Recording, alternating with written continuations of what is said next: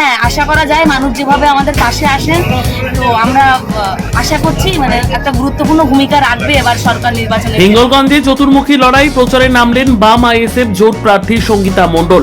তৃণমূলের আনন্দ সরকার ও বিজেপির রেখা পাত্রকে চ্যালেঞ্জ ছুড়ে মাঠে বাম প্রার্থী শুরু জোরদার জনসংযোগ। এবার নির্বাচনী লড়াইয়ের ময়দানে সক্রিয়ভাবে দেখা গেল হিঙ্গলগঞ্জের বাম সমর্থিত সিপিআই আইএসএফ জোট প্রার্থী সঙ্গীতা মণ্ডলকে।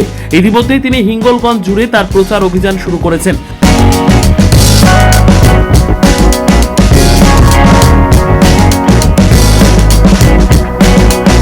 শনিবার সকালে বরুণহাট কাটাখালী বাজার এলাকায় ব্যবসায়ী ও সাধারণ মানুষের সঙ্গে সরাসরি জনসংযোগ করতে দেখা যায় তাকে। একাধিক উন্নয়নের বার্তা নিয়ে মানুষের কাছে পৌঁছানোর চেষ্টা করছেন এই বাম প্রার্থী, যা ইতিমধ্যেই কিছুটা সাড়া ফেলেছে এলাকায়।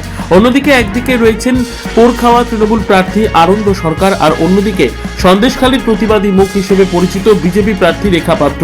এই দুই শক্তিশালী প্রতিদ্বন্দ্বিতার মাঝেই বাম আইএসএফ জোট প্রার্থী সঙ্গীতা মণ্ডল কতটা প্রভাব ফেলতে পারবেন তা এখন দেখার।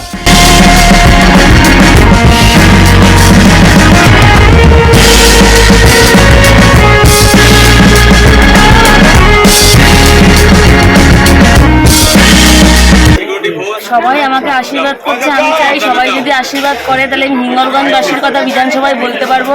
ওনাদের যা মৌলিক চাহিদা সেগুলো আমি মানে বিধানসভায় কথা তুলতে পারবো।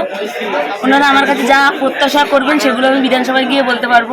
একদিকে তৃণমূলের পোড়খাওয়া রাজনীতিবিদ আনন্দ সরকার, অন্যদিকে বিজেপির সেই প্রতিবাদী মুখ রেখা পাত্র, দুজনের টাফ ফাইট। সেই জায়গায় দাঁড়িয়ে সিপিআই কিভাবে লড়াই করবে হিঙ্গলগঞ্জে? দেখুন, সবাই তো স্বতন্ত্র প্রার্থী, আলাদা আলাদা প্রার্থী, সবাই সবারভাবে লড়াই করবেন। আমি আমার লড়াই দেবো, ওনারা ওনার লড়াই দেবেন, নির্বাচনের পরে সেটা দেখা যাবে।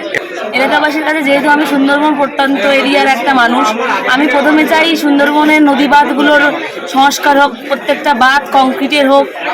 এছাড়া যে এই যে আমরা যখন মানুষ কলকাতাতে কোনো কাজের সূত্রে যায়, এখানকার গরিব মানুষ রাত 8টার পরে আমাদের ফেরি বন্ধ হয়ে যায়, দুলদুলি ফেরি, তো ওই দুলদুলি আর লেবুখালীর ব্রিজটা যাতে হয়ে যায় সেটা।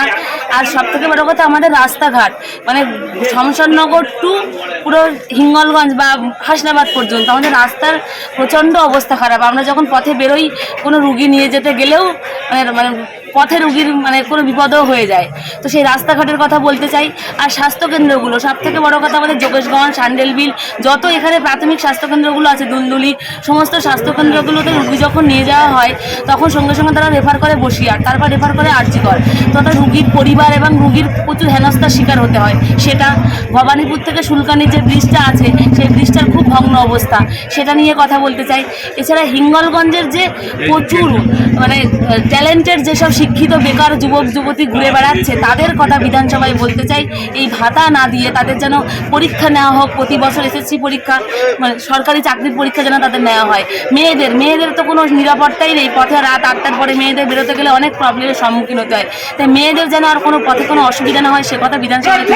হ্যাঁ, মানুষ আমাকে আশীর্বাদ করছে, আমার পাশে আছে, আমি অভূতপূর্ব সাড়া পাচ্ছি। সবাই আমাকে আশীর্বাদ করছেন, আমার পাশে আছেন। আমাদের কর্মসূচি হচ্ছে প্রত্যেকটা পরিবার থেকে 2টো করে চাকরি, শিক্ষিত বেকারদের 100 ইউনিট পর্যন্ত বিদ্যুতের বিল ফ্রি, অভয়া বাহিনী গড়ে উঠবে, সেটা মেয়েদের নিরাপত্তার জন্যে। তাছাড়া আমাদের রাস্তাঘাট, সড়ক, এটা প্রতি বছর এসএসসি নিয়োগ হবে, সেটা শ্রমিকদের যে মজুরি সেটা 700 টাকা মজুরি করা হোক। 100 শহরাঞ্চলে যেসব শ্রমিকরা আছে সেটাই 100 দিনের জায়গায় 120 দিন করা হোক। আর আমাদের গ্রামের দিকে যে মানে জব কার্ডের মাধ্যমে যে 100 দিনের কাজ দেওয়া হয় সেটা 200 দিন করা হোক।